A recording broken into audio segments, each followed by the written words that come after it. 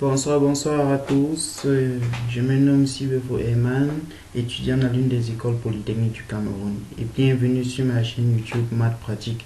Ici, nous parlons mathématiques. L'application des mathématiques dans les différents domaines pratiques tels que l'informatique, la physique et bien d'autres domaines encore. Donc, aujourd'hui, nous allons étudier les facteurs de dispersion. Donc, cette petite vidéo est faite pour étudier les facteurs de dispersion d'une série statistique. Comme facteur de dispersion, nous avons la distance interquartile, la variance et les cas types. Sans plus tarder, nous allons commencer. Donc ici nous sommes dans PyCharm, on a utilisé Python. Et pour le faire, de quoi avons-nous besoin? Donc commençons. Donc, on va importer d'abord notre bibliothèque Matplotlib. Donc on va taper import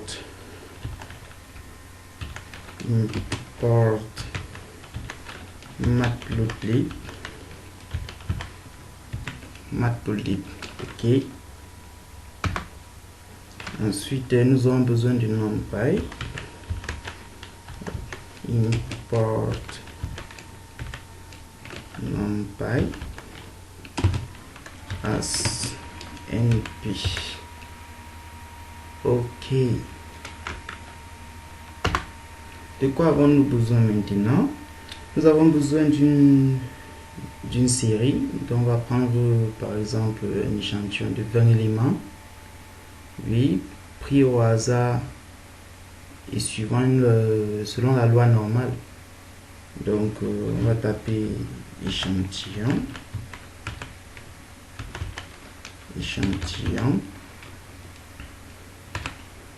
Oui, égale à np.random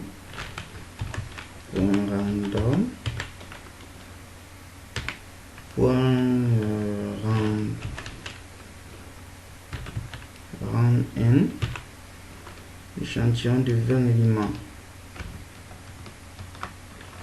Oh pardon, l'échantillon de 20 éléments.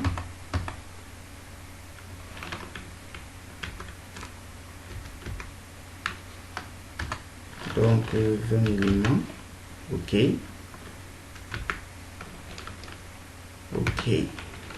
Affichons notre échantillon.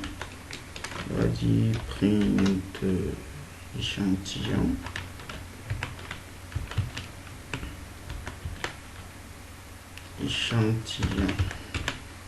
Ok. Donc on affiche notre échantillon. Maintenant déterminons son étendue. Oui. Son étendue. L'étendue c'est quoi? L'étendue c'est la différence entre la valeur maximale de notre échantillon, de notre série échantillon, classe échantillon, et sa valeur minimale. Donc on va écrire étendue. Étendue qui est aussi un facteur de dispersion, un indicateur de dispersion. Donc étendue égale à, on va dire np numpy.max notre échantillon. On va dire échantillon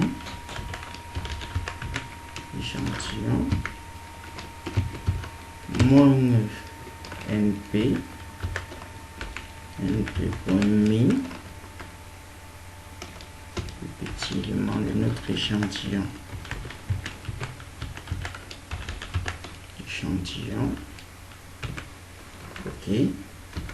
Ok. Affichons notre étendue. Donc on va dire print. On va dire étendue égale à étendue. Ok. Il est minuit. Ok. Par la suite, nous allons calculer la variance. Ok. Donc on va dire variance. Variance est égal à np de numpy point dot var.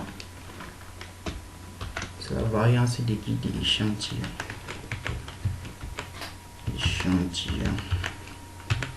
Bien V. Donc variance de notre échantillon. Ok. Affichons maintenant notre variance. On va dire print variance égale variance. On va dire variance. Ok. Par la suite, calculons son écart-type. Donc écart-type, on va abréger ECT pour écart-type. Donc ECT égale à NP. Donc numpy dot. Bon, nous allons aller dans numpy. Nous allons sortir la fonction qui permet de déterminer, de calculer l'écart-type. Donc c'est la fonction std. Donc pour standard deviation en anglais, donc ça va faire std. Ok. Std de variance. Non, échantillon. On va dire échantillon.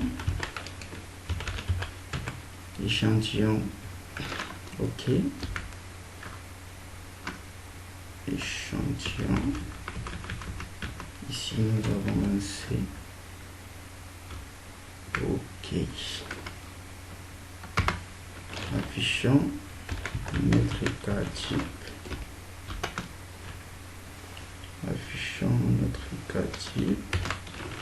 Donc c'est écart-type ECT est égal à ECT. Ok. Déterminons à présent le premier quartile. C'est quoi le premier quartile? Donc, c'est la plus petite valeur obtenue après avoir éliminé 25% des valeurs faibles de notre échantillon. Donc, après avoir éliminé 25% des valeurs faibles, nous allons obtenir la petite valeur, nouveau échantillon obtenu aura pour premier quartile son plus petit élément. Le plus petit élément de notre échantillon, ça sera le plus petit élément du nouvel échantillon après avoir éliminé 25% des valeurs faibles. Donc on va dire quartile. Premier quartile, on va nommer ça Q1. Q1 égale à numpy, donc np dot percentile. Donc ça va percentile de qui? De notre échantillon. Donc notre échantillon après avoir éliminé 25% des valeurs faibles. Donc 25. Ok. Affichons notre premier quartile. On va dire print Q1 égale à Q1. Ok. Passons au calcul du deuxième quartile. Là, on va nommer Q2, qui est la plus petite valeur obtenue, donc la plus petite valeur de la nouvelle série, du nouveau échantillon, qui est obtenue après avoir éliminé 50% des valeurs faibles.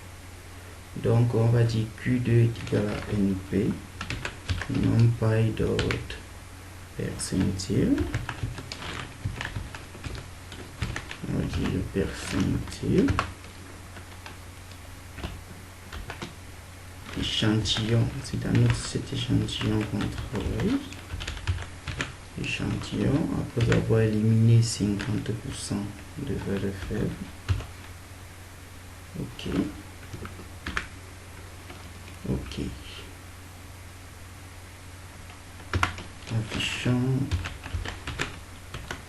Affichons notre deuxième partie. On va dire Q2. Q2 égale à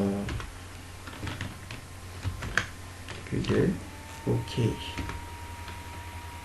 Ok. Passons à présent au troisième quartile. Le troisième quartile, c'est la valeur maximale du nouvel échantillon obtenu après avoir éliminé 25% des valeurs fortes de notre échantillon de départ. Donc, nous conserverons dans les 75%. Lorsqu'on élimine 25% des valeurs fortes, on conserve 75%. Donc, ici, on a Q3 égale à NP de NumPy dot percentile. On dit percentile et notre échantillon. Nous avons éliminé 25% des valeurs fortes, donc il va nous rester 75%. Ok. Affichons notre troisième quartile. On va dire print Q3 égale à Q3. Ok. Ok. Là, nous pourrons maintenant calculer la distance interquartile. C'est quoi la distance interquartile? La distance interquartile est l'étendue de la nouvelle série ou du nouvel échantillon obtenu après avoir éliminé 25% des valeurs faibles et 25% des valeurs fortes. Donc ici nous aurons distance interquartile. On va en abrégé distance DI interquartile, DIQ. Donc DIQ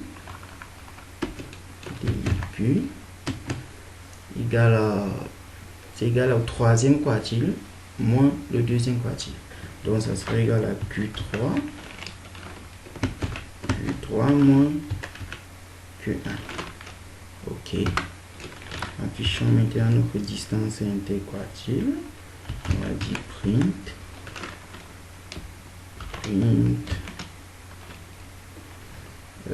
distance interquartile égale à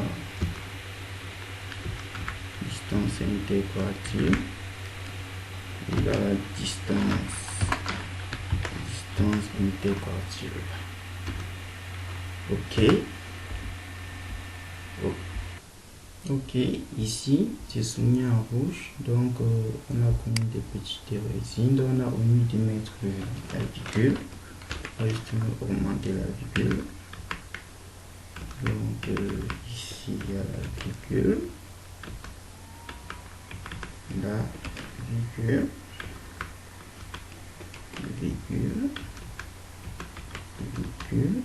et virgule.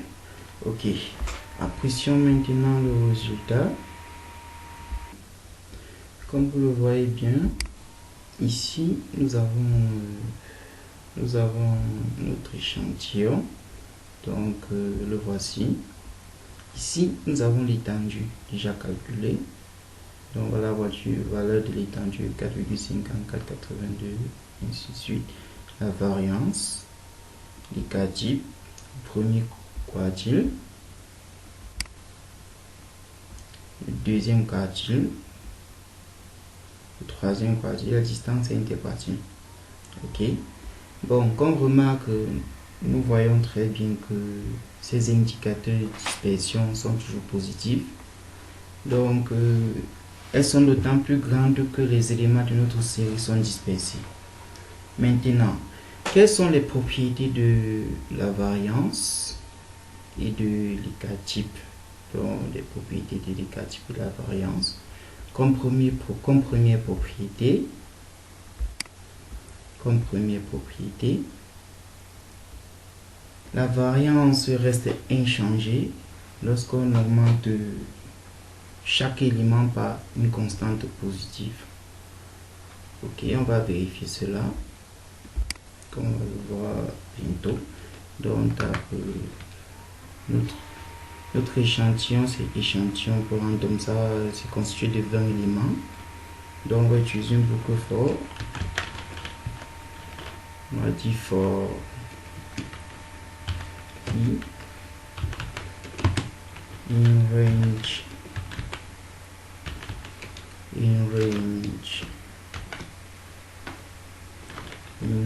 20.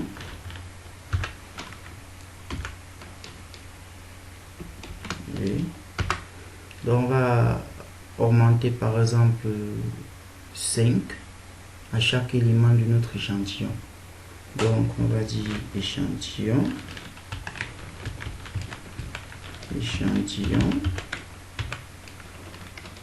i. Donc il élément de notre échantillon. On va augmenter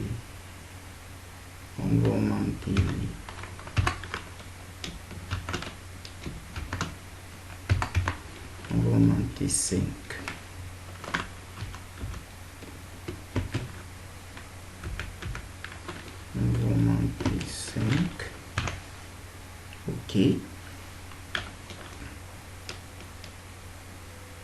Ok.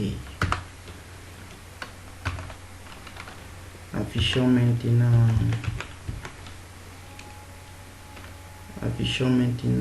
cet élément, cet échantillon, le nouvel échantillon. Donc on va dire print, il nous montre ça par exemple échantillon 2. Donc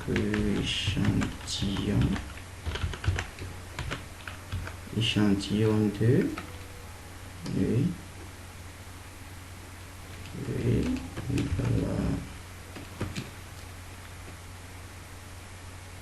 Non, conservons toujours son nom. Nous juste échantillon. Oui, égal échantillon.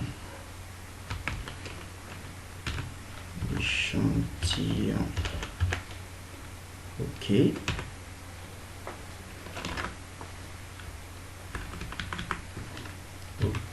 Échantillon. D'accord. Maintenant, déterminons sa nouvelle variance. Donc, on va nommer sa variance 2, par exemple. On va dire variance 2. Ok. Variance 2 est égale à np pour numpy dot va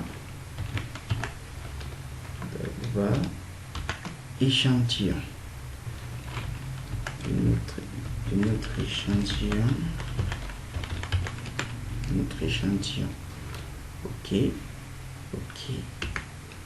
Maintenant, regardons ce qui se passe. Avant de compiler, affichons d'abord la valeur de notre variance, notre deuxième variance. Donc ça sera print variance 2 égale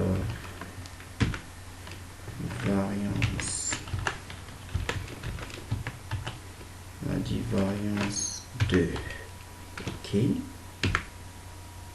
Donc n'oublions pas la virgule. Ok, variance 2. Maintenant regardons ce qui se passe. Ok. Donc ici voici notre échantillon de départ, notre échantillon qui n'a pas encore été augmenté. Ici nous avons l'échantillon augmenté. Donc à chaque élément de notre échantillon nous avons augmenté 5. Donc comme vous le voyez ici nous nous avons par exemple comme première valeur, nous avons 0,36752,449. Dans notre nouvel échantillon, nous avons 5,36752,449. Donc ça a été augmenté de 5 et ainsi de suite. Ok. Donc voici la variance 2 correspondant à notre échantillon augmenté. Donc ici nous avons 0,7603705334927,182. Ok. Et en haut, voici la variance de départ. Donc de l'échantillon non augmenté. Donc c'est 0,76. Donc la même valeur quoi. C'est exactement la même valeur. Donc la variance reste inchangée lorsqu'on augmente chaque élément de l'échantillon par le même nombre positif. Donc lorsqu'on est à caractère, ici nous manipulons des chiffres ici, donc des éléments à caractère quantitatif. Ok. Maintenant, comment varie les cas types?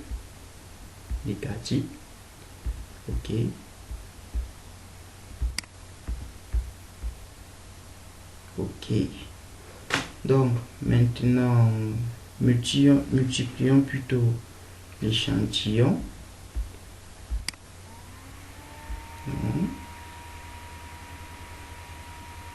Donc ici nous avons vu que lorsqu'on additionne lorsqu'on augmente une constante, qu'elle soit positive ou négative, une même constante à chaque élément de notre échantillon, la variance reste inchangée. Ok.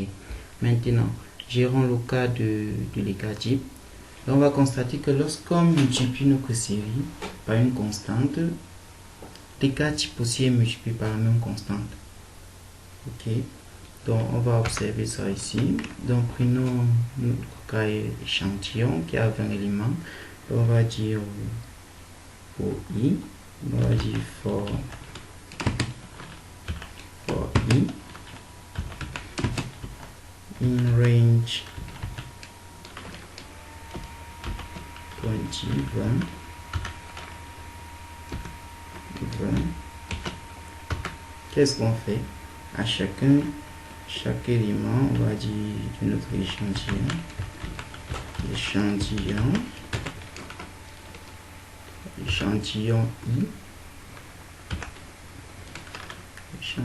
i, on affecte échantillon,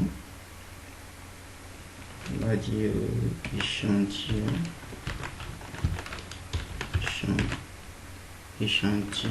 i,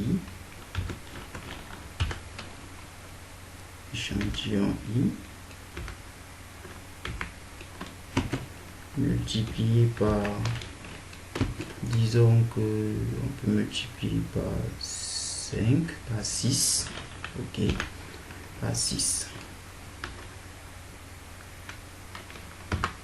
Ok. Maintenant, affichons notre nouvel échantillon. On va dire print échantillon.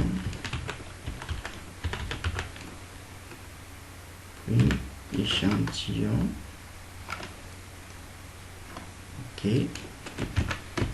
Égal, on va dire échantillon.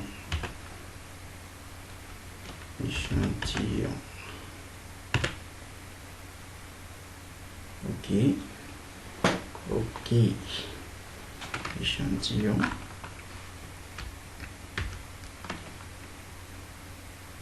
N'oublions pas le point de virgule, il est en rouge, la virgule, tant pour moi.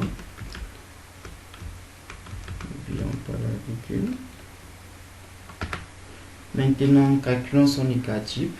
Donc, on va dire écart type pour ECP. Nous montrons ça écart type 2.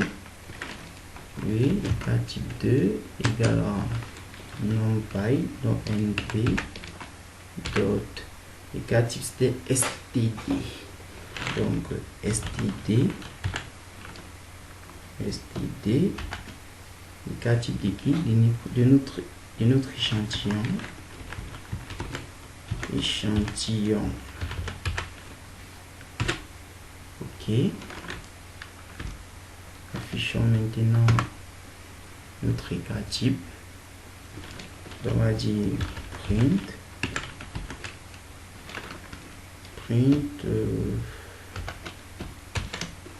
écart type 2 est égal à, on va dire écart type 2.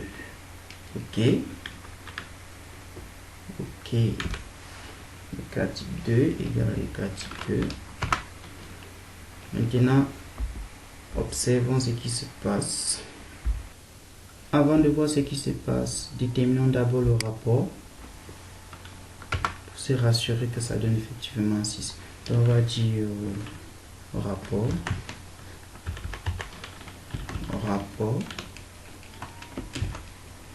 égal à écart type 2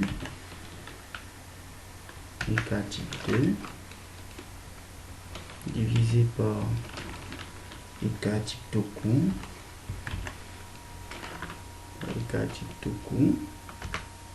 ok, et on affiche notre rapport ou disons coefficient. Donc on va dire print rapport égal à, on va dire rapport. Ok. Maintenant, n'oublions pas le point virgule, la virgule ici. Maintenant, observons ce qui se passe. Donc, ici, vous voyez très bien que lorsqu'on a multiplié par 6 notre série, nous avons effectivement multiplié par 6 son écart type. Puisque lorsqu'on a fait le rapport, ça a effectivement donné le 6, notre coefficient. Ok. Bon, c'était tout pour cette petite vidéo. Et à la prochaine pour la suite. Partagez la vidéo, abonnez-vous. Bonne soirée à tous. Bien.